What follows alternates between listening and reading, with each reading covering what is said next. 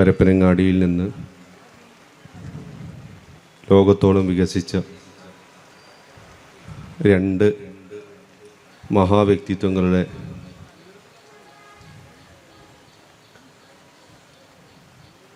വൈജ്ഞാനികവും സാംസ്കാരികവുമായ ഇടപെടലുകളെ ചർച്ച ചെയ്യുന്നതിന് വേണ്ടിയാണ് നമ്മളിവിടെ ഒരുമിച്ച് കൂടിയിട്ടുള്ളത്. ഔക്കോയ മുസ്ലിയാരും ഫളൽ തങ്ങളും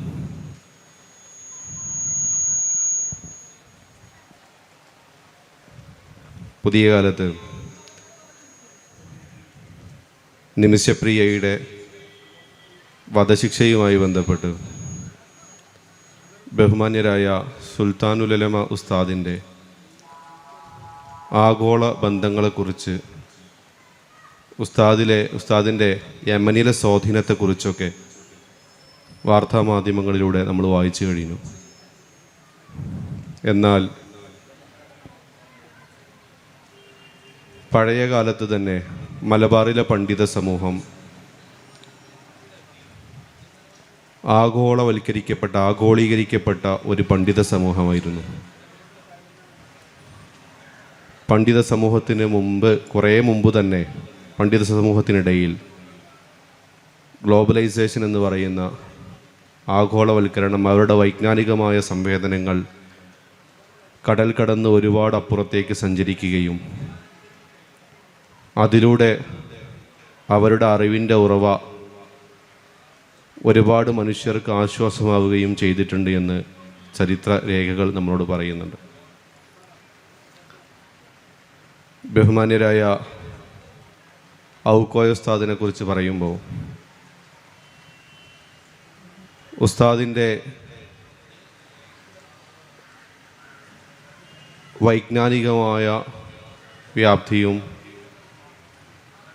ഉസ്താദിന് ആഗോളതലത്തിലുണ്ടായിരുന്ന ബന്ധവും, ഇത്രയേറെ കമ്മ്യൂണിക്കേഷൻ സാധ്യതകളൊന്നും ഇല്ലാതിരുന്നൊരു കാലത്ത് മക്കയിൽ നിന്ന് ഔക്കോയ ഉസ്താദിനോട് ഫത്വ ചോദിച്ചിരുന്നു എന്നും ഔക്കോയ ഉസ്താദ് അതിന് ഇവിടുന്ന് അങ്ങോട്ട് മറുപടി കത്തുകൾ അയച്ചിരുന്നു എന്നും നമ്മൾ കേട്ടിട്ടുണ്ട്. ഔക്കോയ ഉസ്താദ് എത്രയാണ് വികസിച്ചിട്ടുള്ളത്? അത് മമ്പുറം തങ്ങളിൽ നിന്ന് മമ്പുറം തങ്ങളുടെ ഖാദിരിയ ത്വരീഖത്തിൽ നിന്ന് തുടങ്ങി ഒരുപാട് അപ്പുറത്തേക്ക് അഹമ്മദ് സൈനി ദഹ്ലാൻ തങ്ങൾ ഉൾപ്പെടെയുള്ള അവിടം വരെ എത്തിച്ചേരുന്ന വിശാലമായ ഒരു വൈജ്ഞാനിക വലയം ഔക്കോയ ഉസ്താദിൻ്റെ ചുറ്റുപാടുണ്ടായിരുന്നു. അങ്ങനെ മലബാറിൽ നിന്ന് ലോകത്തോളം വികസിച്ച പണ്ഡിത ശ്രേഷ്ഠരെ, ബഹുമാനപ്പെട്ട ഫളൽ തങ്ങളെക്കുറിച്ച് ചർച്ച ചെയ്യുന്ന സമയത്തും ഫളൽ തങ്ങൾ 4ലേറെ ഭൂഖണ്ഡങ്ങളിലൂടെ സഞ്ചാരം നടത്തുകയും ഓരോ സ്ഥലത്ത് ചെല്ലുന്ന സമയത്തും ഫളൽ തങ്ങൾ അടയാളപ്പെടുത്തപ്പെട്ടത് വ്യത്യസ്തങ്ങളായ പേരുകളിലായിരുന്നു. കേരളക്കരയിലുണ്ടായ സമയത്ത് മലബാറിൽ നിന്നുള്ള പണ്ഡിതനാണ്, യമനിലെത്തുന്ന സമയത്ത് യമനിലെ പണ്ഡിതനാണ്, തുർക്കിയിലെത്തുന്ന സമയത്ത് തുർക്കിയിലെ പണ്ഡിതനാണ്. എവിടെ ചെന്നാലും ആ നാട്ടുകാരുമായി ചേരുകയും, വെള്ളാപ്പള്ളി നടേശൻ്റെ ഒരു വാക്ക് പറഞ്ഞാൽ വിരുന്നുകാരായി എത്തിയവർ വീട്ടുകാരായി മാറി എന്ന ഒരു വിവാദമായ പ്രസ്താവന നമ്മൾ കേട്ടിട്ടുണ്ട്. അതുപോലെ എവിടെ ചെന്നാലും ആ നാട്ടുകാരുമായി ചേർന്ന് നിന്നുകൊണ്ട് അവിടുത്തെ നാട്ടുകാരായി മാറുകയും അവിടുത്തെ വൈജ്ഞാനികമായ സംവേദനങ്ങൾ, സാംസ്കാരികമായ സാമൂഹികമായ ജീവിതങ്ങളിൽ കൃത്യമായി ഇടപെടുകയും ചെയ്തു എന്നുള്ളതാണ് ഈ ലോകത്തോളം വളർന്ന ഈ പണ്ഡിത ശ്രേഷ്ഠരുടെയൊക്കെ ഏറ്റവും വലിയ ക്വാളിറ്റി എന്ന് പറയുന്നത്. അങ്ങനെ ലോകത്തോളം വളർന്ന ഗുണമേന്മയുള്ള 2 പണ്ഡിതരെ അവതരിപ്പിക്കാനാണ് നമ്മൾ ഒരുമിച്ച് ചേർന്നിട്ടുള്ളത്. സെഷനിൽ ഈ പരിപാടിയിൽ ഈ സെഷനിൽ നമ്മോട് സംസാരിക്കുന്നത് പ്രമുഖ ചരിത്രകാരനും ഈ വിഷയത്തിൽ വലിയ ഗവേഷണങ്ങൾക്ക് നേതൃത്വം നൽകുകയും ആധികാരികമായി ഒരു റഫറൻസ് എന്ന് നമ്മൾ പറയാൻ കഴിയുന്ന പ്രിയപ്പെട്ട അബ്ദുള്ള ഷാമിൽ ഇർഫാനി ഉസ്താദാണ്. അതുപോലെ തന്നെ ഔക്കോയ ഉസ്താദുമായി ബന്ധപ്പെട്ട് ഗ്രന്ഥം എഴുതിയിട്ടുണ്ട് പ്രിയപ്പെട്ട ഷംബീൽ അഹ്സനി. മമ്പുറം ഫളൽ തങ്ങളെക്കുറിച്ച് ഗ്രന്ഥം എഴുതിയിട്ടുണ്ട് പ്രിയപ്പെട്ട അബു തോഹിർ നൂറാനി സഖാഫി. ഇങ്ങനെ ഈ വിഷയങ്ങളിൽ മമ്പുറം തങ്ങളെയും ഫളൽ തങ്ങളെയും ഔക്കോയ ഉസ്താദിനെയൊക്കെ പ്രതിപാദിക്കുന്ന സമയത്ത് വളരെ ആധികാരികമായി പ്രതികരിക്കാനും അവതരിപ്പിക്കാനും കഴിയുന്ന 3 വ്യക്തിത്വങ്ങളെയാണ് ഈ സെഷനിൽ നമ്മൾ അവതരിപ്പിക്കുന്നത്. വളരെ സ്നേഹത്തോടു കൂടി 3 വ്യക്തിത്വങ്ങളെയും അതുപോലെ തന്നെ കേൾക്കുന്നതിന് വേണ്ടി, അറിവ് സമ്പാദിക്കുന്നതിന് വേണ്ടി, ഈ പണ്ഡിത ശ്രേഷ്ഠരെ തിരിച്ചടുത്തറിയുന്നതിന് വേണ്ടി, അവരുടെ വൈജ്ഞാനിക വ്യാപ്തി മനസ്സിലാക്കുന്നതിന് വേണ്ടി മുഴുവൻ കൂട്ടുകാരെയും സ്നേഹത്തോടു കൂടി ക്ഷണിക്കുന്നു. അസ്സലാമു അലൈക്കും വറഹ്മത്തുള്ളാഹി വബറകാതുഹു. ബിസ്മില്ലാഹിർ റഹ്മാനിർ റഹീം. പ്രിയപ്പെട്ട സുഹൃത്തുക്കളെ, ആദ്യമായി ഈ കോരിച്ചൊരിയുന്ന മഴയത്തും ഈ നട്ടുച്ച നേരത്തും ഞങ്ങളുടെ സംസാരം കേൾക്കാനായി എത്തിയതിൽ എല്ലാവിധ സന്തോഷങ്ങളും അറിയിക്കുന്നു. കൂടുതൽ ആമുഖങ്ങളില്ലാതെ വിഷയത്തിലേക്ക് കടക്കുകയാണെങ്കിൽ, നമുക്കറിയാം ഓഷ്യൻ ഓഫ് സ്റ്റോറീസ്, കഥകളുടെ കടൽ എന്ന ഒരു തീമിലാണ് നമ്മുടെ മലപ്പുറം ജില്ലാ സാഹിത്യോത്സവം ഈ വർഷം നമ്മൾ സംവിധാനിച്ചിട്ടുള്ളത്. നമ്മൾ ഈ വേദി നോക്കിയാൽ തന്നെ അറിയാം, കടലും കടൽ കടന്നുള്ള യാത്രകളും വിനിമയങ്ങളും മറ്റുമെല്ലാം അടയാളപ്പെടുത്തുന്ന, വളരെ മനുഷ്യജീവിതവുമായി വളരെ ചേർന്ന് നിൽക്കുന്ന ഒരു ഘടകമാണ് കടൽ എന്നുള്ളത് നമുക്കൊക്കെ അറിയാം.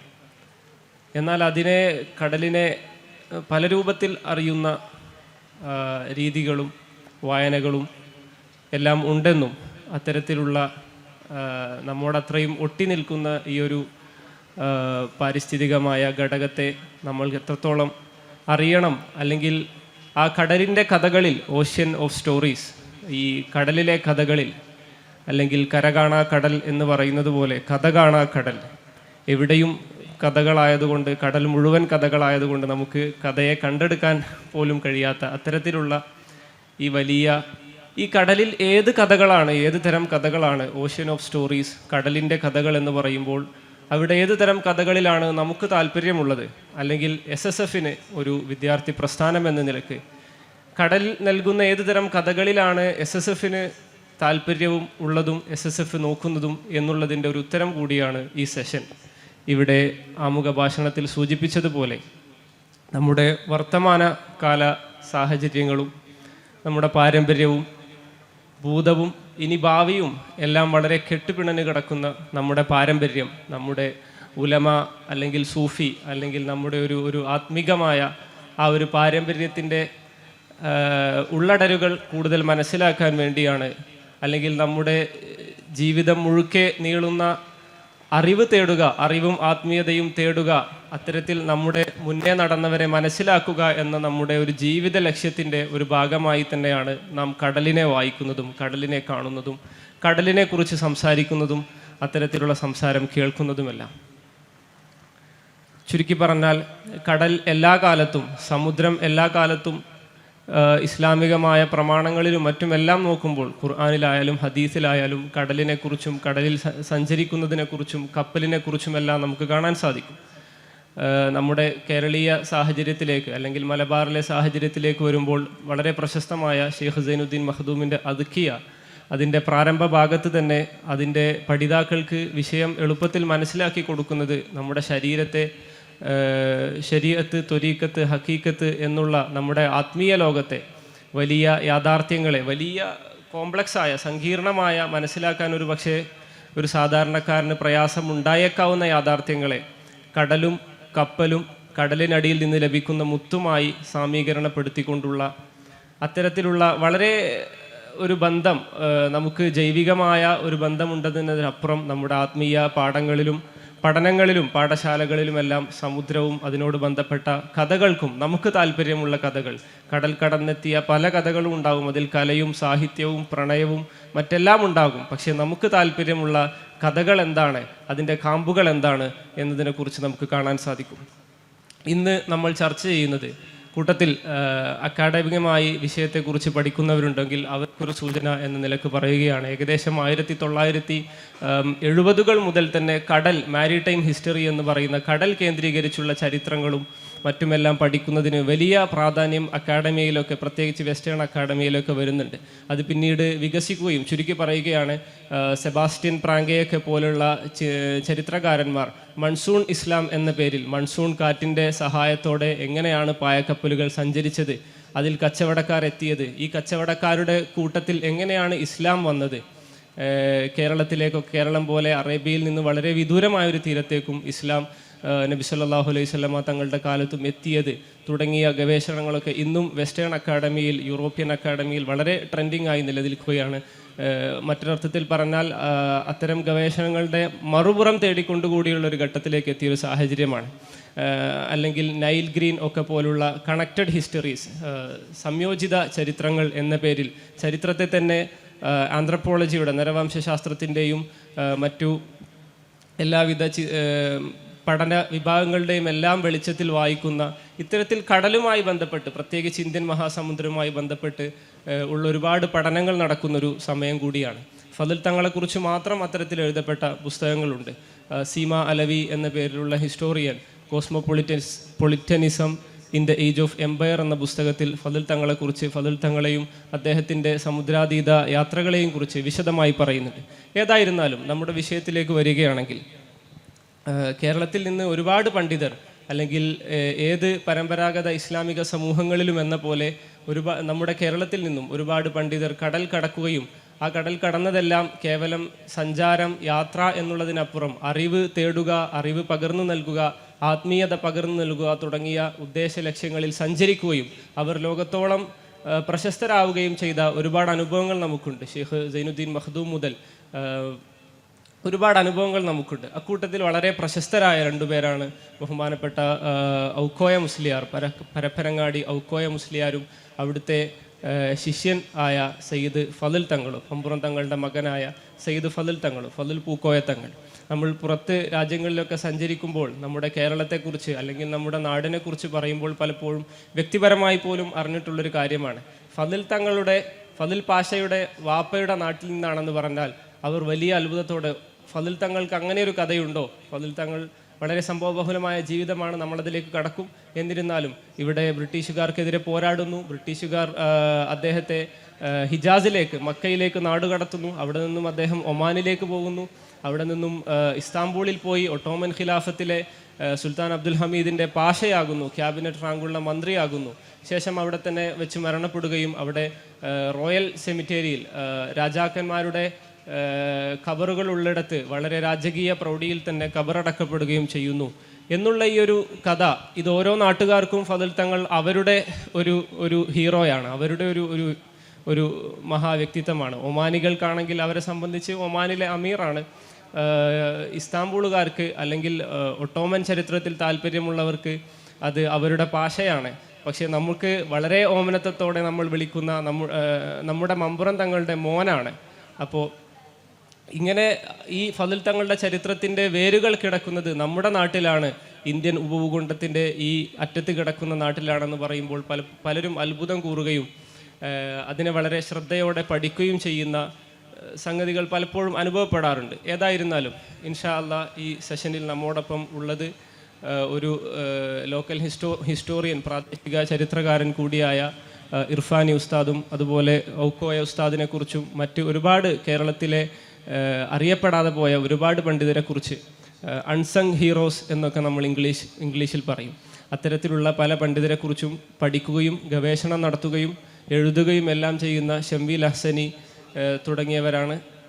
കൂടുതൽ ചർച്ചയിലേക്ക് ഇവരുടെ കൂടി സഹായത്തോടെ നമ്മൾ കടക്കുമെന്നും വളരെ കുറഞ്ഞ സമയത്തിനുള്ളിൽ നമ്മളിത് അവസാനിപ്പിക്കുമെന്നും, കൂട്ടത്തിൽ നിങ്ങളുടെ ചോദ്യങ്ങൾക്കും അല്ലെങ്കിൽ കൂട്ടിച്ചേർക്കലുകളോ ഉണ്ടെങ്കിൽ അതിനും നമുക്ക് ചെറിയൊരു സമയം കണ്ടെത്താമെന്നും പറഞ്ഞുകൊണ്ട് ഈ പ്രാരംഭ സംസാരം നിർത്തുന്നു. ഈ പരപ്പനാട് അഥവാ പരപ്പനങ്ങാടിയിൽ ജനിച്ച് വഫാത്തായി പോയ ലോകം കണ്ട ഏറ്റവും വലിയ മുഫ്തികളിൽ അതിപ്രധാനിയാണ് അല്ലാമ ഔക്കോയ മുസ്ലിയാർ നവറല്ലാഹു മർഖദഹു വനഫഅനാ ബിഉലൂമിഹി ഫിദ്ദാറൈൻ. മഹാനവറുകൾ പരപ്പനങ്ങാടിയിലെ പുരാതന സമ്പന്ന കുടുംബമാകുന്ന മരക്കാരകത്ത് കുടുംബത്തിൽപ്പെട്ട ചിയാമു മരക്കാർ എന്ന ഹിഷാം മരക്കാർ എന്നവരുടെ മകനായി ഹിജറ 1222 AD 1805 ഇവിടെ ജനിക്കുന്നത്. സമ്പന്ന കുടുംബമാകുമ്പോൾ അവർക്ക് ചില പ്രോട്ടോക്കോളൊക്കെ ഉണ്ടാകും. എന്നിരുന്നാലും മരക്കാരകത്ത് കുടുംബത്തെക്കുറിച്ച് പറയുകയാണെങ്കിൽ ആ പ്രോട്ടോകോൾ അധികം പാലിക്കാത്തവരാണ്. കാരണം ആത്മീയമായി പല മുന്നേറ്റങ്ങളും നടത്തിയ പല മഹത്തുക്കളും അതിൽ വന്നിട്ടുണ്ട്. അതോടൊപ്പം തന്നെ ഒട്ടേറെ പ്രതിഭകളും ഔക്കോയ മുസ്ലിയാരുടെ കുടുംബമാകും മരക്കാരകത്ത് കുടുംബത്തിൽ ജനിച്ചിട്ടുണ്ട്. ഉദാഹരണമായി പറയുകയാണെങ്കിൽ നമ്മുടെ നഫീസത്ത് മാലയുടെ കമ്മുട്ടി മരക്കാർ എന്നവർ ഈ പരപ്പനങ്ങാടിയിലെ മരക്കാരകത്ത് കുടുംബത്തിൽ കഴിഞ്ഞു പോയ ഒരു മഹാനാകുന്നു. ചില മാപ്പിള കവികളിൽ പലരും അദ്ദേഹത്തിൻ്റെ ശിഷ്യന്മാരായിട്ട് കാണുന്നുമുണ്ട്. ആ കുടുംബത്തിലാണ് ബഹുമാനപ്പെട്ട ഔക്കോയ മുസ്ലിയാർ നവ്വറല്ലാഹു മർക്കദഹു ജനിക്കുന്നത്. സ്വദേശത്ത് നിന്ന് ഇവിടെ നിന്ന് പ്രാഥമിക പഠനങ്ങൾ കഴിഞ്ഞതിന് ശേഷം മഹാനവറുകൾ പൊന്നാനി വലിയ ജുമാഅത്ത് പള്ളിയിലേക്ക് ഓതാൻ പോവുകയാണ്.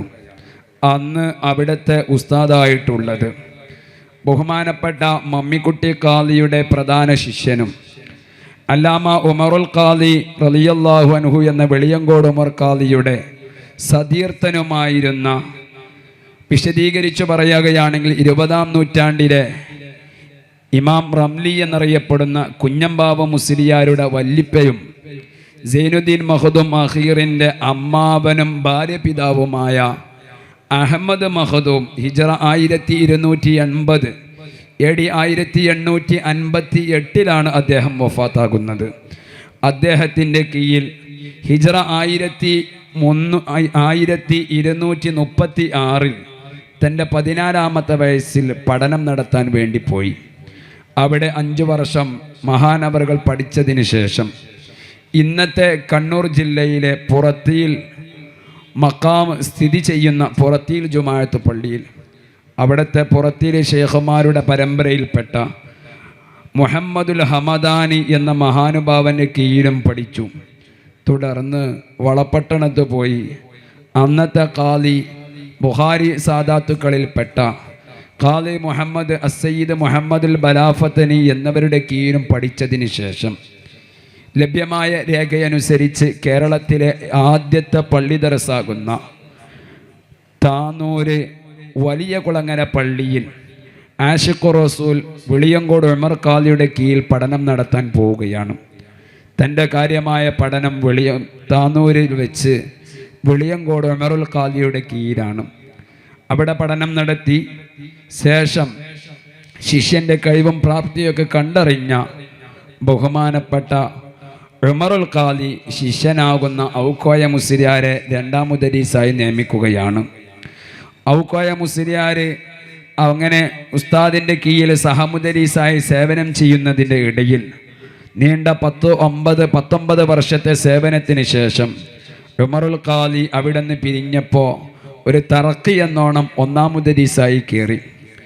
ശേഷം തിരുവരങ്ങാടി നടുവിലെ പള്ളി, ഇതിൻ്റെ തൊട്ടപ്പുറത്തുള്ള ഖബർസ്ഥാനി സ്ഥിതി ചെയ്യുന്ന പരപ്പനങ്ങാടി പനയത്തിൽ പള്ളി, ഈ പള്ളികളിലൊക്കെ മഹാനവറുകൾ ദറസ് നടത്തിയിട്ടുണ്ട്. മഹാനവറുകൾ അന്ത്യവിശ്രമം കൊള്ളുന്ന പള്ളി എന്ന് പറയുന്ന പരപ്പനങ്ങാടിയിലെ ആദ്യത്തെ ജുമാഅത്ത് പള്ളി എന്ന് മാത്രമല്ല, കേരളത്തിലെ 2ാം ഘട്ടത്തിൽ നിർമ്മിക്കപ്പെട്ട പള്ളികളിൽ അതിപ്രസിദ്ധമാണ് പരപ്പനങ്ങാടി കടപ്പുറത്തുള്ള പള്ളി. ഹിജ്റ 112 നിർമ്മാണം.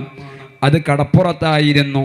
പിൽക്കാലത്ത് കടൽക്ഷോഭം മറ്റും വന്ന് പള്ളി നശിച്ചു പോയപ്പോൾ ഔക്കോയ മുസ്ലിയാർ പാപ്പയുടെ നേതൃത്വത്തിൽ ഹിജ്റ 1257 AD 1841 ഇന്ന് കാണുന്ന രീതിയിൽ ആ പള്ളി മഹാനുഭാവൻ്റെ നേതൃത്വത്തിൽ നിർമ്മിക്കപ്പെടുകയാണ്.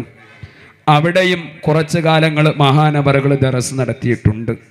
ഈ അധ്യാപന കാലയളവിൽ ഇന്ന് കേരളത്തിൽ കാണുന്ന ഏതൊരു പണ്ഡിതനെ എടുക്കുകയാണെങ്കിലും എല്ലാവരുടെയും ഗുരുപരമ്പര വ്യത്യസ്ത റൂട്ടുകളിലൂടെ പോവുകയാണെങ്കിലും ഔക്കോയ ഉസ്താദിലൂടെ മുട്ടുന്ന രീതിയിലാണ്, അതിലൂടെ പോകുന്ന രീതിയിലാണ് വന്നിട്ടുള്ളത്. അങ്ങനെയുള്ള പല പണ്ഡിത വ്യൂഹത്തെയും ബഹുമാനപ്പെട്ട ഔക്കോയ മുസ്ലിയാർ ഈ കാലയളവിൽ വാർത്തെടുത്തിട്ടുണ്ട്. ഏതാനും ചില പ്രസിദ്ധരായ ശിഷ്യരെ പറഞ്ഞുകൊണ്ട് ഞാൻ ഇവിടെ കുറിക്കാം. മഹാനായ ഔക്കോയ മുസ്ലിയാർ ഈ കാലയളവിൽ തൻ്റെ ദറസിൽ നിന്ന് ഒട്ടേറെ പണ്ഡിത വ്യൂഹത്തെ കൈരളിക്ക് സമ്മാനിച്ചു. അതിൽ അതിപ്രസിദ്ധരാണ് ഇവിടെ സൂചിപ്പിച്ചതുപോലെ ബഹുമാനപ്പെട്ട മമ്പുറം തങ്ങളുടെ ഓമന മകനാകുന്ന സയ്യിദ് ഫളൽ പൂക്കോയ തങ്ങൾ. രണ്ടാമത്തെ ശിഷ്യനാണ് പാണക്കാട് സാദാത്തുകളുടെ പിതാവ്, അതായത് പാണക്കാട് PMSA പൂക്കോയ തങ്ങളുടെയൊക്കെ വല്ലിപ്പ. ഹിജ്റ 1302 അതായത് AD 1885 വെല്ലൂരിൽ വെച്ച് ബ്രിട്ടീഷുകാർ നാട് കടത്തുകയും തുടർന്ന് വെല്ലൂരിൽ വെച്ച് വഫാത്തായിപ്പോയ ഹുസൈൻ ആറ്റക്കോയ തങ്ങൾ. മൂന്നാമത്തെ ശിഷ്യനാണ് പെരുമ്പടപ്പ് പുത്തമ്പള്ളിയിൽ അന്ത്യവിശ്രമം കൊള്ളുന്ന ഷേഖ് കുഞ്ഞഹമ്മദ് മുസ്ലിയാരുടെയും അല്ലാമ കുട്ടിയാമ മുസ്ലിയാരുടെയും കുഞ്ഞമ്പാവ മുസ്ലിയാരുടെയും കോടഞ്ചേരി അഹമ്മദ് കുട്ടി മുസ്ലിയാരുടെയൊക്കെ ഗുരുവര്യനായിരുന്ന ബഹുമാനപ്പെട്ട പുത്തമ്പള്ളി നൂണക്കടവിൽ അന്ത്യവിശ്രമം കൊള്ളുന്ന സൈനുദ്ദീൻ റംലി. നാലാമത്തെ ശിഷ്യനാണ് ബഹുമാനപ്പെട്ട സമസ്ത കേരള ജംഇയ്യത്തുൽ ഉലമയുടെ മൂന്നാമത്തെ പ്രസിഡന്റായിരുന്ന മൗലാന അബുൽ ഹക്ക് വാളക്കുളം അബ്ദുൽ ബാരി ഉസ്താദിൻ്റെ ഉപ്പ കോയാമുട്ടി മുസ്ലിയാര് വാളക്കുളം. അഞ്ചാമത്തെ ശിഷ്യനാണ് സമസ്തയുടെ നാലാമത്തെ പ്രസിഡന്റും സംസ്ഥാന ജംഇയ്യത്തുൽ ഉലമയുടെ സ്ഥാപകനുമായിരുന്ന താജുൽ ഉലമാഇ ഖുദ്വത്തുൽ മുഹഖ്ഖിഖീൻ KK സ്വദക്കത്തുള്ള ഉസ്താദിൻ്റെ മൂത്താപ്പയും പ്രധാന ഗുരുവര്യനുമായ കരിമ്പനക്കൽ കുഞ്ഞിപ്പോക്ക് മുസ്ലിയാർ. ആറാമത്തെ ശിഷ്യനാണ് ബഹുമാനപ്പെട്ട ഉമർ ഖാദിയുടെയും ശിഷ്യനും ഉമർ ഖാദിയുടെ പേരിൽ നീണ്ട മർസിയത്ത് എഴുതിയവരുമായ മറ്റത്തൂര് ജുമാഅത്ത് പള്ളി ഖബർസ്ഥാനിൽ അന്ത്യവിശ്രമം കൊള്ളുന്ന മഠത്തിൽ അവറാ മുസ്ലിയാർ. ഈ അവറാ മുസ്ലിയാരുടെ മകളെയാണ് യൂസുഫുൽ ഫളഫരി ഖദ്ദസല്ലാഹു സിറഹുൽ അസീസ് കല്യാണം കഴിക്കുന്നത്. ആ ബന്ധത്തിൽ ജനിച്ച പുത്രനാണ് അല്ലാമ അബ്ദുൽ ഖാദിർ ഫളഫരി എന്നവർ. ഏഴാമത്തെ ശിഷ്യനാണ് ബഹുമാനപ്പെട്ട യൂസുഫുൽ ഫളഫരി ഖദ്ദസല്ലാഹു സിറഹുൽ അസീസ്. എട്ടാമത്തെ ശിഷ്യനാണ് യൂസുഫുൽ ഫളഫരിയുടെ ഉസ്താദും അതുപോലെ തന്നെ കേരളത്തിലെ നക്ഷബന്ദി സരണിയിലെ പ്രധാന അംഗവുമായ തിരുവരങ്ങാടി ബാപ്പു ഉസ്താദിൻ്റെയൊക്കെ ഉപ്പയുടെ വല്ലിപ്പ കൂടിയാകുന്ന താനൂര് അബ്ദുറഹ്മാൻ ഷേഖ്. അതുപോലെ തിരൂര് തലക്കടത്തൂരിനക്കടുത്തുള്ള അയ്യായ ജുമാഅത്ത് പള്ളിയിൽ അന്ത്യവിശ്രമം കൊള്ളുന്ന അയ്യായ മൂലേരിപ്പാപ്പ എന്ന പേരിൽ അറിയപ്പെടുന്ന പൊട്ടയങ്ങൽ മുഹിയുദ്ദീൻ മുസ്ലിയാർ. ഇവരൊക്കെ ബഹുമാനപ്പെട്ട ഔക്കോയ മുസ്ലിയാരുടെ പ്രസിദ്ധരായ ശിഷ്യരും മുദദ്ദിസുമായിരുന്നു. നേരത്തെ പറഞ്ഞ പൂക്കോയത്തങ്ങളുടെ വലിയപ്പ എന്ന് പറയുന്ന ഹുസൈൻ ആറ്റക്കോയത്തങ്ങൾ തിരുവരങ്ങാടി നടുവിലെ പള്ളിയിലെ മുദദ്ദിസ് കൂടിയായിരുന്നു. ഇങ്ങനെയുള്ള ഒട്ടേറെ പണ്ഡിത വ്യൂഹത്തെ കൈരളിക്ക് സമ്മാനിച്ചിട്ടുണ്ട്. പരപ്പനങ്ങാടിയിൽ തന്നെ പ്രസിദ്ധ കുടുംബമാകുന്ന നഹാ കുടുംബത്തിൽ നിന്നാണ് ബഹുമാനപ്പെട്ട ഔക്കോയ മുസ്ലിയാർ കല്യാണം കഴിക്കുന്നത്. ഇതിലെ മഹാനവറുകൾക്ക് ഒരു മകൻ ജനിച്ചു. ആ മകന് ഉപ്പയെപ്പോലെ ഉദാരമതിയും സമ്പന്നനും അതിലുപരി കേരളം കണ്ട ഏറ്റവും വലിയ മുഫ്തികളിൽ അതിപ്രധാനിയായ ഒരു പണ്ഡിതനും കൂടിയായിരുന്നു. ഹിജ്റ 1318 AD 1897 അദ്ദേഹം വഫാത്താകുന്നത്. അദ്ദേഹത്തിൻ്റെ ഖബറാണ് ഈ പനയത്തിൽ പള്ളിയുടെ മുൻവശത്തുള്ള ആ കെട്ടിൽ സ്ഥിതി ചെയ്യുന്നത്. ബഹുമാനപ്പെട്ട ഔക്കോയ മുസ്ലിയാർ നബറല്ലാഹു മർക്കദഹു ഇവിടുത്തെ അധ്യാപനങ്ങൾക്കിടയിൽ അങ്ങ് ഹറമിൽ ഹജ്ജിന് പോയിട്ടുണ്ട്, 2 തവണ ഹജ്ജ് ചെയ്തിട്ടുണ്ട്. ഈ കാലയളവിൽ ബഹുമാനപ്പെട്ടവർ അവിടെയുള്ള പല പണ്ഡിതരുമായി ബന്ധം പുലർത്തിയിരുന്നു. അതിൽ പ്രധാനികളാണ് കേരളം കണ്ട ഷാഫിഈ മദ്ഹബിലെ ആധികാരിക ഗ്രന്ഥം തുഹ്ഫയുടെ വ്യാഖ്യാനമാകുന്ന ഷെർവാനിയുടെ രചയിതാവാകുന്ന റഷ്യയിലെ ദാഗസ്ഥാൻ സ്വദേശിയായ ഇമാം അബ്ദുൽ ഹമീദ് ഷെർവാനി, അതേപോലെ സയ്യിദി അഹമ്മദ് സൈനി ദഹലാൻ ഇവരുമായി ബന്ധവും ചില വിഷയങ്ങളിൽ ശിഷ്യത്വവും സ്വീകരിച്ചിട്ടുണ്ട്. ബഹുമാനപ്പെട്ടവരുടെ ആത്മീയ വഴിയിൽ അതിപ്രധാന ശേഖാകുന്നത് ഖുതുബുസ്സമാൻ സയ്യിദ് അലവി തങ്ങൾ തന്നെയാണ്. അതുകൊണ്ടാണ് എന്ന് മാത്രമല്ല കുത്തുബുസ്സമാനിന് ഇവരോടുള്ള ആ സ്നേഹമാണ് പല എഴുത്തുകുത്തുകളിലും നമുക്ക് കാണാൻ കഴിയുന്നത്. ഔകോയ ഹില്ലി ഉക്തുബൻ മാ ഖാലതി ഫീ ലഹരി മിഹ്റാബിൽ മജീദിൽ ജുമുഅത്തി എന്നൊക്കെ പറയുന്ന ഈ ബൈത്തൊക്കെ ആ ബന്ധത്തെ അറിയിക്കുന്നു.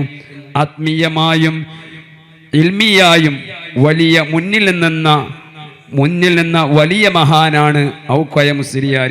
ഹിജറ 1292 AD 1875 അവർ വിട പറയുന്നത്. തൻ്റെ നേതൃത്വത്തിൽ പുനർനിർമ്മിക്കപ്പെട്ട പരപ്പനങ്ങാടി വലിയ ജുമാഅത്ത് പള്ളി എന്ന കടപ്പുറത്തെ പള്ളിയിലാണ് മഹാനവറുകൾ അന്ത്യവിശ്രമം കൊള്ളുന്നത്. അവിടുത്തെ ദറസിൽ പഠിച്ച വിദ്യാർത്ഥിയാണ് ഇവിടെ പരാമർശിക്കുന്ന സയ്യിദ് ഫളൽ പൂക്കോയ തങ്ങൾ. അവരെക്കുറിച്ചുള്ള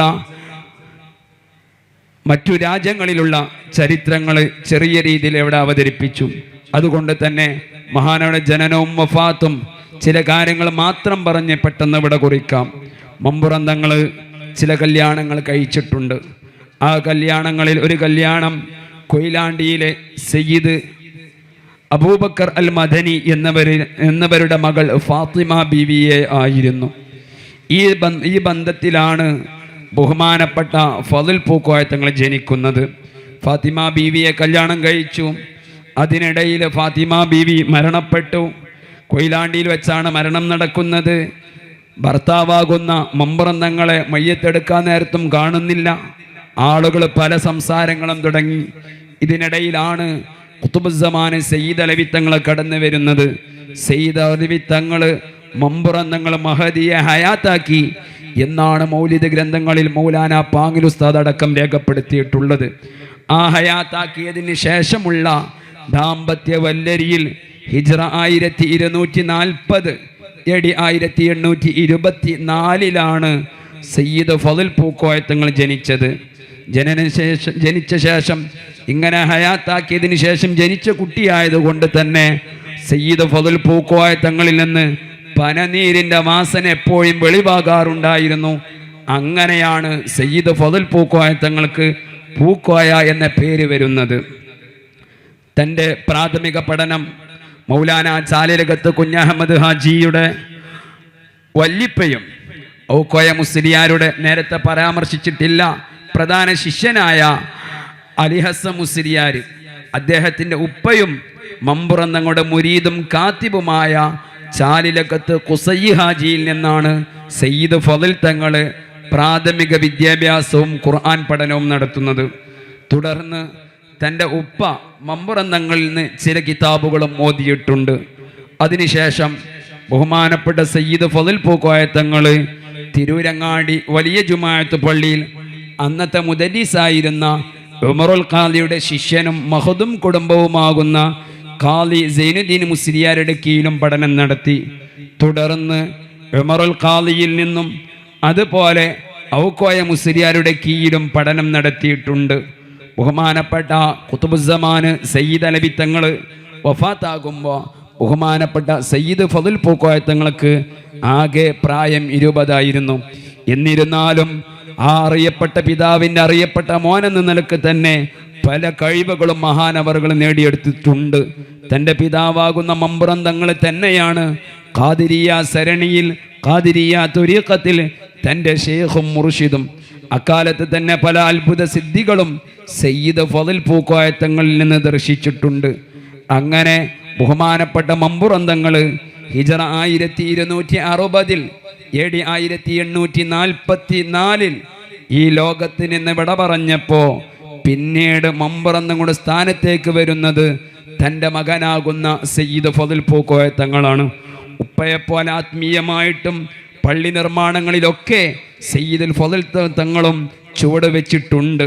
ഒരൊറ്റ ഉദാഹരണം പറയുകയാണെങ്കിൽ മമ്പുറം തങ്ങളാൽ നിർമ്മിതമായ ഒട്ടേറെ പള്ളികളുണ്ട്. അതുപോലെ പല പള്ളികളുടെയും അസ്ഥിവാരം തറക്കല്ലിടട്ടത് ബഹുമാനപ്പെട്ട സയ്യിദ് ഫളൽ പൂക്കോയ തങ്ങളായിരുന്നു.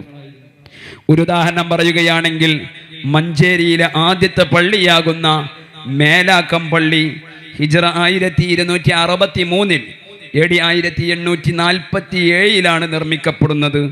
അതിൻ്റെ തറക്കല്ലിട്ടത് ബഹുമാനപ്പെട്ട സയ്യിദ് ഫضൽ തങ്ങളായിരുന്നു.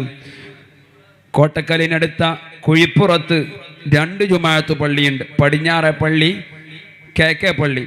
ഈ KK പള്ളി ചില തറവാട് സംബന്ധിയായിട്ടുള്ള പ്രശ്നത്താൽ രൂപപ്പെട്ട പള്ളിയാണ്. അങ്ങനെ ഒരു മഹലിൽ 2 ജുമുഅ വന്നപ്പോൾ ആ ജുമുഅ മസ്ലഹത്താക്കിയിട്ട് ഒന്നിടവിട്ട ആഴ്ചകളിൽ ജുമുഅ ആക്കിയത് സയ്യിദ് ഫضൽ പൂക്കോയ തങ്ങളായിരുന്നു. ഇങ്ങനെ ഒട്ടേറെ ജനകീയമായ പ്രശ്നങ്ങളിലും ബഹുമാനപ്പെട്ട സയ്യിദ് ഫضൽ പൂക്കോയ തങ്ങൾ ഇടപെട്ടിട്ടുണ്ട്. തങ്ങളുടെ വഫാത്തിന് ശേഷം ബഹുമാനപ്പെട്ട അറേബ്യയിൽ പോയി 5 വർഷത്തോളം പഠിച്ച് ഇവിടെ വന്ന് ബ്രിട്ടീഷുകാർക്കെതിരെ നേതൃത്വമൊക്കെ വഹിച്ചതിന് കാരണമായിട്ട് ചില ശക്തികളുടെ പിൻബലത്തോടെ ബഹുമാനപ്പെട്ട സയ്യിദ് ഫضൽ പൂക്കോയ തങ്ങളെ ഹിജ്റ 1270 AD 1853 ഇവിടെ നിന്ന് നേരത്തെ സൂചിപ്പിച്ചതുപോലെ ഹിജാസ്, അതായത് സൗദി അറേബ്യയിലേക്ക് നാട് കടത്തുകയാണ് ഉണ്ടായത്. അവിടെ നിന്ന് ഒമാനിലേക്ക്, അങ്ങനെ പല രാഷ്ട്രങ്ങളിലും പോയി. പിൽക്കാലത്ത് ഉസ്മാനിയ ഖിലാഫത്ത്, ഓട്ടോമൻ സാമ്രാജ്യത്തിൻ്റെ കീഴിൽ മന്ത്രി വരെ ആവുകയും ഹിജ്റ 1318 AD 1897 മഹാനവർ ഈ ലോകത്തിൽ നിന്ന് ഇവിടെ പറയുകയും ഉണ്ടായി. ബഹുമാനപ്പെട്ട സയ്യിദ് ഫضൽ തങ്ങൾ ഒട്ടേറെ രചനകൾ നിർവഹിച്ചിട്ടുണ്ട്. അതിലെല്ലാവർക്കും പരിചയമുള്ള എന്നാൽ അറിയാത്തൊരു ഒറ്റ ഗ്രന്ഥം പറഞ്ഞ് വിട കുറിക്കാം. നമ്മളൊക്കെ പഴയ മൗലൂദിൻ്റെ ഏടുകളൊക്കെ കണ്ടിട്ടുണ്ട്. 414 വക, 313 വക, 101 വക എന്നൊക്കെ. ഇതിൽ കാണുന്ന പൂക്കോയാൻ്റെ റാത്തീബ് എന്ന് പറയുന്നത് സയ്യിദുൽ ഫضൽ പൂക്കോയ തങ്ങളുടെ രചനയാണ്. മറ്റു പല രചനകൾ, 12ഓളം രചനകളുണ്ട് ഇതിന് പുറമെ. അതിൽ പലതും ആത്മീയ വഴികളിൽ ത്വരീഖത്തിലും തസവൂഫിലുമുള്ള ഗ്രന്ഥങ്ങളാണ് കൂടുതലുമുള്ളത്. ചില ഫിഖ്ഹിയായ മസലകളെക്കുറിച്ചുള്ള ചില ഗ്രന്ഥങ്ങളും മഹാനുഭാവൻ രചിച്ചിട്ടുണ്ട്. ഇവരൊക്കെ ഈ നാട്ടിൽ കഴിഞ്ഞു പോയ ലോകബന്ധമുള്ള വലിയ മഹത്തുക്കളായിരുന്നു.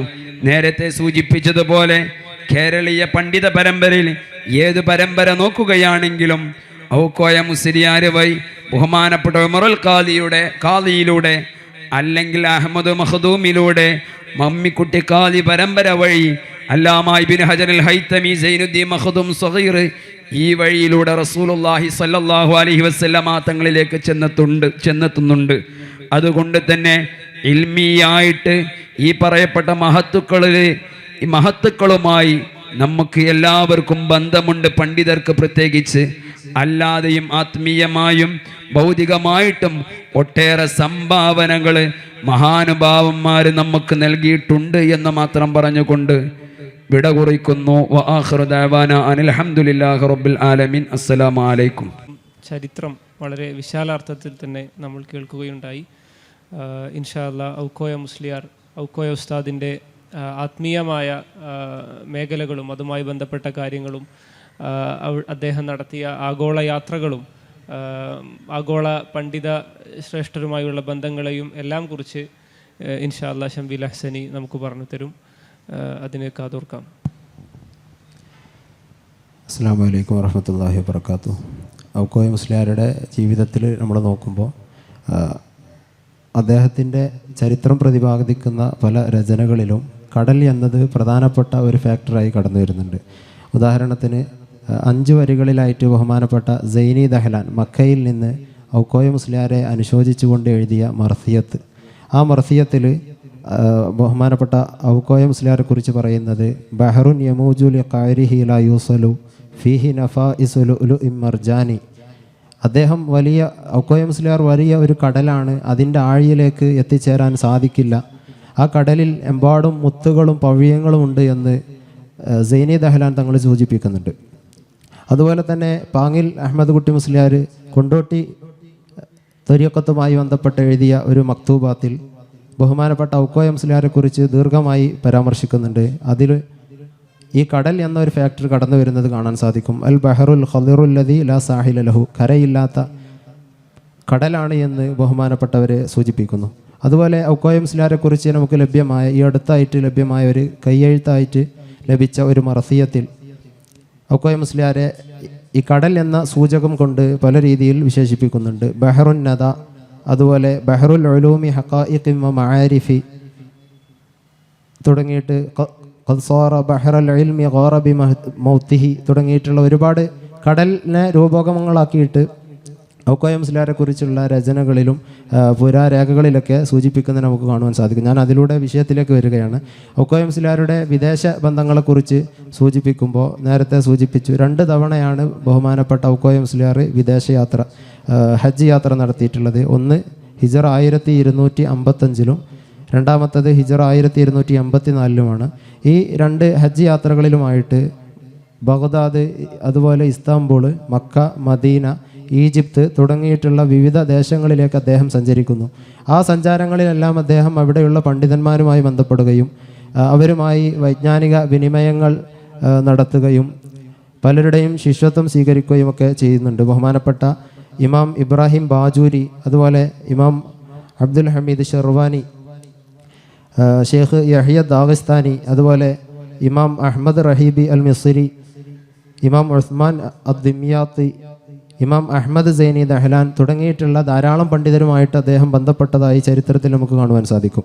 അദ്ദേഹത്തിൻ്റെ 2ാമത്തെ ഹജ്ജ് യാത്രയിൽ ഹിജറ 1284 ഹജ്ജിനായി ബഹുമാനപ്പെട്ട ഔക്കോയ മുസ്ലിയാർ മക്കയിലേക്ക് എത്തിച്ചേരുന്ന സമയത്ത് മക്കയിലേക്ക് ഹജ്ജിനായി വന്ന ഒരു പ്രധാനപ്പെട്ട പണ്ഡിതനായിരുന്നു നമുക്കൊക്കെ അറിയുന്ന ബാക്കിയത്തു സ്വാലിഹാത്ത് കോളേജിൻ്റെ സ്ഥാപകനായ ഷാഹ് അബ്ദുൽ വഹാബ് ഹദറത്ത്. ഇവർ 2 പേരും ഔക്കോയ മുസ്ലിയാരും ഷാഹ് അബ്ദുൽ വഹാബ് ഹദറത്തും മക്കയിൽ വെച്ച് കണ്ടുമുട്ടുകയും അവർ 2 പേരും റഹ്മത്തുള്ളാഹിൽ കൈറാനവി എന്ന് പറയുന്ന ഒരു വലിയ പണ്ഡിതൻ ഇന്ത്യയിൽ നിന്നും മക്കയിൽ പോയി താമസിക്കുന്നുണ്ടായിരുന്നു. ആ കാലഘട്ടത്തിൽ അദ്ദേഹത്തിൻ്റെ ശിഷ്യത്വം സ്വീകരിക്കുകയും അദ്ദേഹവുമായി ബന്ധപ്പെടുകയും ഒക്കെ ചെയ്തു എന്ന് ചരിത്രത്തിൽ നമുക്ക് കാണുവാൻ സാധിക്കുന്ന ഒരു സംഗതിയാണ്. അതുപോലെ തന്നെ ഔക്കോയ മുസ്ലിയാരുടെ ജീവിതത്തിലേക്ക് നമ്മൾ കടന്നു വരുമ്പോൾ ഞാൻ നേരത്തെ സൂചിപ്പിച്ച മക്കയിലെ ഏറ്റവും വലിയ പണ്ഡിതനും അവിടുത്തെ വലിയ മുദരിസും ഷാഫിഈ മദ്ഹബിലെ ലോകപ്രശസ്ത പണ്ഡിതനും മുഫ്തിയുമായിരുന്ന ബഹുമാനപ്പെട്ട അഹമ്മദ് ബിൻ സൈനി ദഹ്ലാൻ എന്നവർ ഔക്കോയ മുസ്ലിയാരുടെ വിയോഗത്തിൽ അനുശോചനം രേഖപ്പെടുത്തിക്കൊണ്ട് മർസിയത്ത് എഴുതി എന്ന് പറയുമ്പോൾ ഔക്കോയ മുസ്ലിയാരുടെ ജീവിതം എത്രത്തോളം ആഗോളതലത്തിലേക്ക് പണ്ഡിതരിലേക്ക് പടർന്നിരുന്നു എന്ന് നമുക്ക് ആ ഒരു മർസിയത്തിലൂടെ തന്നെ നമുക്ക് വായിച്ചെടുക്കുവാൻ സാധിക്കും. കേരളത്തിലെ ചരിത്രത്തിൽ നമ്മൾ നോക്കുമ്പോൾ വളരെ അപൂർവമായൊരു സംഗതി കൂടിയാണത്. അദ്ദേഹം ഔക്കോയ മുസ്ലിയാരെ കുറിച്ച് പറയുന്നത് കുന്നാബി റഹ്ലത്തിഹി ദവിൽ ഹൈമാനി, ഔക്കോയ മുസ്ലിയാരുടെ ആ വിയോഗത്തോടെ നമ്മൾ വല്ലാതെ ദുഃഖത്തിലായിപ്പോയി എന്ന് വളരെ ചുരുങ്ങിയ ആ മർസിയത്തിൽ 5 വരികളുള്ള ആ മർസിയത്തിൽ ബഹുമാനപ്പെട്ട അഹമ്മദ് ബിൻ സൈനി ദഹ്ലാൻ എന്നവർ സൂചിപ്പിക്കുന്നുണ്ട്. മറ്റൊരു പ്രധാനപ്പെട്ട ഒരു വിഷയം കൂടി സൂചിപ്പിച്ച് ഞാൻ വിഷയത്തെ കൺക്ലൂഡ് ചെയ്യുകയാണ്. മമ്പുറം തങ്ങൾ നമുക്ക് എല്ലാവർക്കും അറിയുന്ന പോലെ ഒരു ആഗോള വ്യക്തിത്വമായിരുന്നു, ലോകതലത്തിൽ തന്നെ അറിയപ്പെട്ട ആളായിരുന്നു. അപ്പോൾ മമ്പുറം തങ്ങളെ കാണുവാൻ വേണ്ടി പല അറബ് പണ്ഡിതന്മാരും കേരളത്തിലേക്ക് യമനിൽ നിന്നും മക്കയിൽ നിന്നൊക്കെ വന്നതായിട്ട് ചരിത്രം സൂചിപ്പിക്കുന്നുണ്ട്. അതിൽ പ്രധാനപ്പെട്ട ഒരാളാണ് സയ്യിദ് അബ്ദുള്ള ബിൻ ഉമർ ബാഅലവി എന്നവർ. അദ്ദേഹം യമനിയാണ്, മക്കയിൽ താമസിച്ചതായിട്ടൊക്കെ ചില ചരിത്രങ്ങൾ നമുക്ക് കാണുവാൻ സാധിക്കും. മമ്പുറം തങ്ങളുടെ പല കറാമത്തുകളിലും ഇദ്ദേഹത്തെ പരാമർശിക്കുന്നത് നമുക്ക് കാണാം. ഇദ്ദേഹം ചരിത്രത്തിൽ പ്രസിദ്ധനായത് സ്വാഹിബുൽ ബഖറ എന്ന പേരിലാണ്.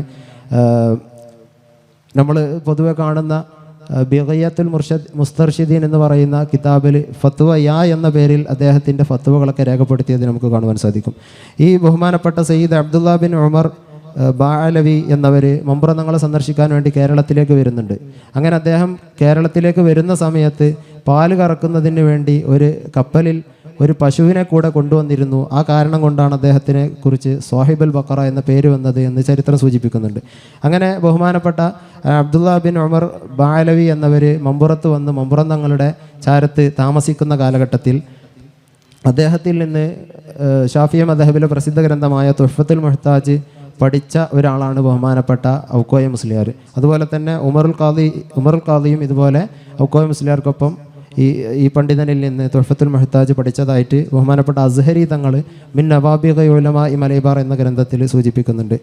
അതുപോലെ മറ്റൊരു ചരിത്രത്തിൽ കൂടുതൽ പരാമർശിക്കപ്പെടാതെ പോയൊരു വിഷയം സൂചിപ്പിക്കുകയാണ്. നമുക്ക് നേരത്തെ സൂചിപ്പിച്ചു താനൂര് വലിയ കുളങ്ങര പള്ളി. കേരളത്തിലെ ദർസ് ചരിത്രത്തിൽ തന്നെ വളരെ പ്രധാനപ്പെട്ട ഒരു ഏടാണ് താനൂര് വലിയ കുളങ്ങര പള്ളി. ഈ താനൂര് വലിയ കുളങ്ങര പള്ളിയിൽ വലിയ ഒരു കുത്തുബുഖാന സജ്ജീകരിക്കപ്പെട്ടിട്ടുണ്ട്.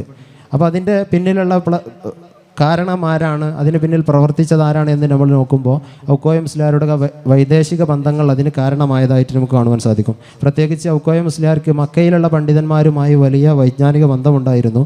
അത് ഉപയോഗപ്പെടുത്തിക്കൊണ്ടാണ് പല പുരാതന കയ്യെഴുത്ത് പ്രതികളും പ്രധാനപ്പെട്ട ഗ്രന്ഥങ്ങളെല്ലാം അദ്ദേഹം താനൂരിലേക്ക് എത്തിച്ചത് എന്ന് നമുക്ക് ചരിത്രത്തിൽ കാണുവാൻ സാധിക്കും. ഇന്ന് ഒരുപക്ഷെ കേരളത്തിൽ നമ്മൾ പരിശോധിക്കുമ്പോൾ താനൂരിലെ മാനുസ്ക്രിപ്റ്റുകൾ, അത്ര കൂടുതൽ മാനുസ്ക്രിപ്റ്റുകളുള്ള മറ്റു ലൈബ്രറികൾ കേരളത്തിൽ വളരെ വിരളമായിരിക്കുമെന്നാണ് നമുക്ക് കാണുവാൻ സാധിക്കുന്നത്. പ്രധാനമായിട്ടും ബഹുമാനപ്പെട്ട ഇബ്നു ഹജർ അൽ ഹൈതമി റളിയല്ലാഹു അൻഹുവിൻ്റെ അൽ ഇംദാദി എന്ന ഗ്രന്ഥം, ലോകത്തിൽ തന്നെ ആ ഗ്രന്ഥത്തിൻ്റെ പൂർണ്ണമായ മാനുസ്ക്രിപ്റ്റ് താനൂരിൽ മാത്രമുള്ളതാണ് എന്നൊക്കെ പറയപ്പെടുന്നുണ്ട്. ഏതായാലും ആ ഗ്രന്ഥത്തിൻ്റെ പൂർണ്ണമായ ഇംദാദിൻ്റെ പൂർണ്ണമായ ഒരു മാനുസ്ക്രിപ്റ്റ് താനൂരിൽ സൂക്ഷിക്കപ്പെട്ടിട്ടുണ്ട്. ഇത് ബഹുമാനപ്പെട്ട ഔക്കോയ മുസ്ലിയാരും മക്കയിലുള്ള പണ്ഡിതരുമായി ബന്ധപ്പെട്ടിട്ട് താനൂരിലേക്ക് എത്തിച്ചതാണ് എന്ന് നിറമരുതൊരു ബീരാൻകുട്ടി മുസ്ലിയാർ സൂചിപ്പിക്കാറുണ്ടായിരുന്നു എന്നൊക്കെ ചരിത്രത്തിൽ നമുക്ക് കാണുവാൻ സാധിക്കും. ഇങ്ങനെ വൈജ്ഞാനികമായ ബന്ധങ്ങളിലൂടെ അങ്ങോട്ടും ഇങ്ങോട്ടുമുള്ള ആദാന പ്രദാനങ്ങൾ ധാരാളമായി ബഹുമാനപ്പെട്ട ഔക്കോയ മുസ്ലിയാരുടെ ജീവിതത്തിലുണ്ട് എന്നാണ് ഞാൻ സൂചിപ്പിച്ചതിൻ്റെ ചുരുക്കം. ഈ അടുത്ത കാലത്തായി ഇറങ്ങിയ സമൂഹശാസ്ത്ര പഠനങ്ങൾ പലതും സൂചിപ്പിക്കുന്നത് കേരളത്തിലെ മുസ്ലിം സമൂഹം, പ്രത്യേകിച്ച് കേരളത്തിലെ സുന്നി സമൂഹം വളരെ പെട്ടെന്ന് 1960-കൾക്ക് ശേഷം വളരെ പെട്ടെന്ന് ആഗോളവൽക്കരിക്കപ്പെടുകയുണ്ടായി. ഗൾഫിൽ എണ്ണ കണ്ടെത്തുന്നു, മൈഗ്രേഷൻ, കുടിയേറ്റം സംഭവിക്കുന്നു. ഇങ്ങനെ ഉണ്ടായ മൈഗ്രേഷന് ശേഷമാണ് കേരളത്തിലെ സുന്നി സമൂഹം ആഗോളവൽക്കരിക്കപ്പെട്ടത് എന്ന് പറയുന്ന ഒരുപാട് സമൂഹശാസ്ത്ര, നരവംശശാസ്ത്ര പഠനങ്ങൾ ഈ അടുത്തായി പുറത്തിറങ്ങിയിട്ടുണ്ട്. പക്ഷേ ഇത്തരം കഥകൾ നമ്മുടെ പൂർവികരുടെ സയ്യിദ് ബഹുമാനപ്പെട്ട ഫദൽ പൂക്കോയ തങ്ങളായാലും ബഹുമാനപ്പെട്ട ഔക്കോയ ഉസ്താദിൻ്റെ കഥകളായാലും അവരുടെയൊക്കെ ജീവിതം കേൾക്കുമ്പോൾ നമുക്ക് മനസ്സിലാകുന്നത് കേരളത്തിലെ ഉലമാക്കൾ അല്ലെങ്കിൽ കേരളത്തിലെ മുസ്ലിം സമൂഹം 1960-കൾക്ക് ശേഷമല്ല, എക്കാലത്തും അവർ ആഗോളർ തന്നെ ആയിരുന്നു, അല്ലെങ്കിൽ ഗ്ലോബൽ തന്നെ ആയിരുന്നു. അല്ലെങ്കിൽ ഒരു മുസ്ലിം പണ്ഡിതനാവുക അല്ലെങ്കിൽ ഒരു സൂഫി ആവുക എന്ന് പറഞ്ഞാൽ അത് കേവലം തൻ്റെ നാട്ടിൽ മാത്രമല്ല, ലോകത്ത് എവിടെയെല്ലാം വിശ്വാസികളുണ്ടോ അല്ലെങ്കിൽ അതിനും അപ്പുറത്തേക്ക് ഇക്കഴിഞ്ഞ സംഭവം, ഷെയ്ഖുന കാന്തപുരം ഉസ്താദിൻ്റെ സംഭവം നമ്മെ ഓർമ്മപ്പെടുത്തിയതുപോലെ ലോകത്ത് എവിടെയെല്ലാം മനുഷ്യന്മാരുണ്ടോ അവർക്കെല്ലാവർക്കും ഉപകാരമുള്ള, അവർക്കെല്ലാവർക്കും അറിവും ആത്മീയതയും വെളിച്ചവും പകർന്നു നൽകുന്ന ഒരു വെട്ടിത്തിളങ്ങുന്ന ഒരു വിളക്കാവുക എന്ന ദൗത്യമാണ് ഒരു സൂഫിക്ക് അല്ലെങ്കിൽ ഒരു പണ്ഡിതന് നിർവഹിക്കാനുള്ളത്. ആ പണ്ഡിതന് ചിലപ്പോൾ കടൽ കടക്കേണ്ടി വരും, ചിലപ്പോൾ കടൽ കടന്ന് ആളുകൾ വെട്ടം തേടി, അറിവ് തേടി, ആത്മീയതയുടെ മധു തേടി അദ്ദേഹത്തിലേക്ക് ഇങ്ങോട്ട് തേടിയെത്തും. ഇങ്ങനെയെല്ലാമുള്ള സംഭവങ്ങൾ നമുക്ക് വളരെയധികം ഒരു മുസ്ലിം അല്ലെങ്കിൽ ഒരു പണ്ഡിതൻ അല്ലെങ്കിൽ ഒരു സൂഫി എങ്ങനെയായിരിക്കും എന്ന് കാണിച്ചു തരുന്ന ജീവിത ചിത്രങ്ങളാണ്, ജീവിത കഥകളാണ് നാം ഇവിടെ കേട്ടത്. അത് ലോകത്തെല്ലായിടത്തുമുള്ള, നമ്മൾ ആരംഭത്തിൽ സൂചിപ്പിച്ചതുപോലെ പരമ്പരാഗത മുസ്ലിം സമൂഹങ്ങളുടെ സ്വഭാവമാണെന്നും ഈ സ്വഭാവം കേവലം സാമൂഹ്യപരമായോ അല്ലെങ്കിൽ സാംസ്കാരികപരമായോ ഉള്ളത് എന്നതിനപ്പുറം വളരെ റൂട്ടഡായി നമ്മുടെ ആത്മീയതയിൽ നമ്മുടെ ഇസ്ലാം അനുഷ്ഠിക്കുക, ഇസ്ലാം ഒരു ഇസ്ലാമിക വിശ്വാസിയായി ജീവിക്കുക, ഈ അഹ്ലുസുന്നത്തി വൽ ജമാഅത്ത് എന്ന പാരമ്പര്യം ജീവിക്കുക എന്നതിൻ്റെ ഭാഗമായി നമുക്കൊരു ഇബാദത്ത് പോലെ തന്നെ നമ്മുടെ കൂടെയുള്ളതാണെന്നും നമുക്ക് മനസ്സിലാക്കാൻ സാധിക്കും. അത്തരത്തിൽ കൂടി മനസ്സിലാക്കുമ്പോഴാണ് നമ്മുടെ ഇത്തരത്തിലുള്ള ആഗോള ബന്ധങ്ങളെക്കുറിച്ചും അല്ലെങ്കിൽ കടൽ കടന്നെത്തിയ വിനിമയങ്ങളെക്കുറിച്ചും നമ്മുടെ പൂർവികരെക്കുറിച്ചുമുള്ള ആലോചനകൾ പൂർണ്ണമാകുന്നത് എന്നുകൂടി സാന്ദർഭികമായി ഓർമ്മപ്പെടുത്തുകയാണ്. വളരെ ചെറിയൊരു കാര്യം പറഞ്ഞുകൊണ്ട് അവസാനിപ്പിക്കുകയാണ്. നമുക്ക് സംഘാടകർ അനുവദിച്ചു തന്നിട്ടുള്ള സമയം ഏകദേശം കഴിഞ്ഞിട്ടുണ്ട്. ഇസ്താംബൂളിൽ നേരത്തെ സൂചിപ്പിച്ചതുപോലെ ബഹുമാനപ്പെട്ട സയ്യിദ് ഫദൽ പൂക്കോയ തങ്ങൾ, നമ്മുടെ മമ്പുറത്ത് ജനിച്ചു വളർന്ന സയ്യിദ് ഫദൽ പൂക്കോയ തങ്ങൾ തൻ്റെ വിശാലമായ വലിയ ഭൂഖണ്ഡങ്ങൾ താണ്ടിയുള്ള ജീവിതയാത്രയ്ക്ക് ശേഷം അന്ത്യവിശ്രമം കൊള്ളുന്നത് ആധുനിക തുർക്കിയിലെ ഇസ്താംബൂളിലെ വളരെ രാജകീയമായ ഒരു ഖബർസ്ഥാനിലാണ്. ഈ ഖബർസ്ഥാനിനടുത്തുകൂടെ നടക്കുന്ന സമയത്ത് വളരെ പരമ്പരാഗതമായ, നമ്മൾ കാണുന്ന യമനി പരമ്പരാഗത വേഷം ധരിച്ച ഒരു വ്യക്തി എൻ്റെ ശ്രദ്ധയിൽപ്പെടുകയുണ്ടായി. അദ്ദേഹത്തെ കണ്ടതും ഇസ്താംബൂളിൽ ഇന്ന് ആ ഖബർ നിലനിൽക്കുന്ന സ്ഥലം, അങ്ങേയറ്റം ആധുനികവൽക്കരിക്കപ്പെട്ട ഇസ്താംബൂളിൽ ആ ഖബർ നിലനിൽക്കുന്ന സ്ഥലം ഒരുപാട് യൂറോപ്പിൽ നിന്നും അമേരിക്കയിൽ നിന്നുമെല്ലാം ഒരുപാട് വിദേശ സഞ്ചാരികൾ വരുന്ന അയാ സോഫിയ, ബ്ലൂ മോസ്ക് ഒക്കെ പോലുള്ള വലിയ ടൂറിസ്റ്റ് അട്രാക്ഷനുകളുള്ള സ്ഥലമാണ്. അതിനിടയിലാണ് ഈ ഖബറും ഈ ഖബർസ്ഥാനും ഉള്ളത്. അപ്പോൾ ഇത്തരം ഒരു സ്ഥലത്ത് ഇങ്ങനെ വളരെ പരമ്പരാഗത വേഷം ധരിച്ച് നമ്മുടെ നീളൻ വസ്ത്രവും ഒരു തലപ്പാവും ഒരു ഷാളും എല്ലാം ധരിച്ചു കൊണ്ടുവന്ന ഒരു വ്യക്തിയെ കണ്ടതും എനിക്ക് വളരെ കൗതുകം ജനിക്കുകയും ഞാൻ അദ്ദേഹത്തോട് സലാം പറഞ്ഞ് സംസാരിക്കുകയും ചെയ്തു. അപ്പോൾ അദ്ദേഹം യമനിൽ നിന്നുള്ള ഒരു സയ്യിദാണ്, സയ്യിദ് അബ്ദുള്ള ഖലീൽ എന്ന് പറയുന്ന. അദ്ദേഹത്തോട് എന്താണ് ഇവിടെ എന്ന് ചോദിച്ചപ്പോൾ വളരെ ഞെട്ടിപ്പിക്കുന്നൊരു മറുപടിയാണ് ലഭിച്ചത്. ഞാൻ എൻ്റെ വല്യുപ്പയുടെ ഖബറുണ്ട് ഇവിടെ, ആ ഖബർ സിയാറത്ത് ചെയ്യാമെന്നതാണെന്ന് പറഞ്ഞു. അത് ഞാൻ വളരെ താല്പര്യത്തോട് ചോദിച്ചു, ആരാണ് നിങ്ങളുടെ വല്യുപ്പ? ഈ ഒട്ടോമൻ ഉസ്മാനി രാജാക്കന്മാരുടെ ഇടയിൽ ആരാണ് നിങ്ങളുടെ വല്യുപ്പ എന്ന് ചോദിച്ചപ്പോൾ അദ്ദേഹം കാണിച്ചു തന്നത് ബഹുമാനപ്പെട്ട സയ്യിദ് ഫദിൽ തങ്ങളുടെ ഖബറാണ്. അപ്പോൾ ഫദിൽ തങ്ങളുടെ ആത്മീയമായോ ഒക്കെയുള്ള ബാലവി പരമ്പരയിലൊക്കെ വരുന്ന ഒരു സയ്യിദായിരുന്നു അത്. അങ്ങനെ ശേഷം അദ്ദേഹം എന്നോട് ചോദിച്ചു, നിങ്ങൾ എവിടെ നിന്നാണ് വരുന്നതെന്ന് ചോദിച്ചപ്പോൾ ഞാൻ പറഞ്ഞു, ഞാനും എൻ്റെ ഒരു ആത്മീയമായ അല്ലെങ്കിൽ വൈജ്ഞാനികമായ ഒരു വല്യുപ്പയുടെ ഖബർ തേടി വന്നതാണ്. ഇവിടെയുള്ള സയ്യിദ് ഫദിൽ തങ്ങൾ, അല്ലെങ്കിൽ അവരുടെ ഭാഷയിൽ പറഞ്ഞാൽ ഫാസിൽ പാഷ, അവർ ജനിച്ചതും വളർന്നതും എൻ്റെ നാട്ടിലാണ് എന്ന് പറഞ്ഞ് ആ സംസാരം ഒരുപാട് നീണ്ടുപോവുകയും അദ്ദേഹം വളരെയധികം സന്തോഷവാനാവുകയും ഇതൊന്നും നമ്മൾ നടത്തുന്നതല്ല, ഫദിൽ തങ്ങൾ ഫാസിൽ പാഷ നമ്മെ കൂട്ടിമുട്ടിക്കുന്നതാണ് എന്ന അർത്ഥത്തിൽ അന്ന് പിരിയുകയും ചെയ്തത് ഓർമ്മ വരികയാണ്. ചുരുക്കി പറഞ്ഞാൽ നമ്മൾ ഈ മുസ്ലിം ഉമ്മത്ത് അല്ലെങ്കിൽ ആഗോള ഉമ്മത്തിൻ്റെ ഐക്യം, അല്ലെങ്കിൽ എവിടെയുമുള്ള മുസ്ലിങ്ങൾ ഐക്യപ്പെടുക, എന്ത് വിഷയം വന്നാലും മുസ്ലിങ്ങൾ ഉമ്മത്തിൻ്റെ ഐക്യം കാത്തു സൂക്ഷിക്കണമെന്നൊക്കെ പറയുന്ന ഇത് നമ്മൾ പലപ്പോഴും കേൾക്കാറുണ്ട്, സംസാരിക്കാറുണ്ട്. ഈ ഐക്യങ്ങളെല്ലാം രൂപപ്പെടുന്നത് നമ്മെ നയിച്ച, നമ്മുടെ ഇടയിൽ ജീവിച്ച് നമ്മുടെ പൂർവികരായ സൂഫികളിലൂടെയാണ്, നമ്മുടെ ഉലമാക്കളിലൂടെയാണ്. അവരെ ഉൾക്കൊണ്ട്, അവരെ കേന്ദ്രബിന്ദുവായി എടുത്തുകൊണ്ട് നമ്മുടെ സംസ്കാരത്തെയും രാഷ്ട്രീയത്തെയും നമ്മുടെ ബൗദ്ധിക നിലപാടുകളെയും എല്ലാം രൂപപ്പെടുത്തുമ്പോഴാണ് നമ്മൾ ഈ ഐക്യത്തിൻ്റെ പങ്ക് ചേരുന്നത്. അവരെ ഒഴിവാക്കിക്കൊണ്ടുള്ള ഐക്യങ്ങളൊന്നും തന്നെ അതിൻ്റെ പൂർണ്ണതയിലേക്ക് എത്തുകയില്ല എന്നതുകൂടിയുള്ള സന്ദേശങ്ങളാണ് ഇത്തരം ജീവിതങ്ങളും മറ്റുമെല്ലാം നമുക്ക് തരുന്നത്. ഇനിയും ഒരുപാട് നമുക്ക് നമ്മുടെ പ്രിയപ്പെട്ട പണ്ഡിതരിൽ നിന്നും ചരിത്രകാരന്മാരിൽ നിന്നും കേൾക്കാനുണ്ട്. പക്ഷേ സമയം അനുവദിക്കാത്തത് കൊണ്ട് മാത്രം നമ്മളിവിടെ അവസാനിപ്പിക്കുന്നു. കൂടുതൽ അറിയേണ്ടവർക്ക് ഈ വിഷയങ്ങളെക്കുറിച്ചെല്ലാം എഴുതിയ പുസ്തകങ്ങൾ ലഭ്യമാണ്. ഷംവീൽ ഉസ്താദ് എഴുതിയ ഔക്കോയ മുസ്ലിയാർ കുറിച്ചുള്ള ജീവചരിത്രം മർക്കസ് നോളജ് സിറ്റിയിലെ മലൈബാർ പ്രസ് പുറത്തിറക്കിയതുണ്ട്. അതേ പുസ്തക പരമ്പരയിൽ തന്നെ സയ്യിദ് ഫദിൽ പൂക്കോയ തങ്ങളെക്കുറിച്ചുള്ള പുസ്തകമുണ്ട്.